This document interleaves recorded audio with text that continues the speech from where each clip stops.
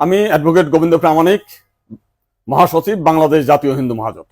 গতকাল বিকালে শেখ হাসিনার পদত্যাগের পরে এদেশের হিন্দু সম্প্রদায় মনে করেছিল যে তাদের উপর বিশাল একটা হামলা, লুটপাট, অগ্নিসংযোগের ঘটনা ঘটবে।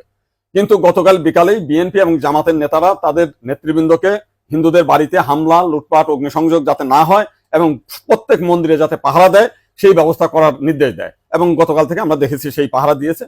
সাধারণভাবে হিন্দুদের উপরে বড় কোনো মন্দিরে কোনো হামলার ঘটনা ঘটে নাই।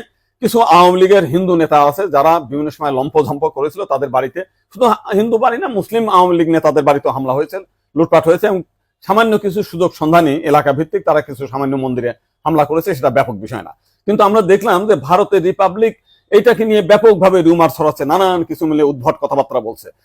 এবং আজকে দেখলাম শেখ হাসিনার নিয়ে তারা কাহিনী তৈরি করছে, বঙ্গবন্ধুর স্ট্যাচু ভাঙছে, সেটা নিয়ে তারা খুব দুঃখে সাগরে ভাসছে।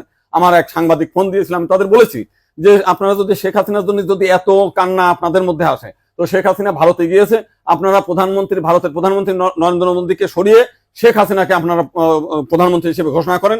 সে ভারতও রক্ষা করতে পারবে, আপনার সেভেন সিস্টারও রক্ষা করতে পারবে। আপনারা তো প্রতিদিন বলতেছেন যে শেখ হাসিনা না থাকলে ভারতে সেভেন সিস্টার থাকবে না। তো এইবার আপনাদের একটা বিশাল সুযোগ আছে, আপনারা শেখ হাসিনাকে ভারতের প্রধানমন্ত্রী করেন।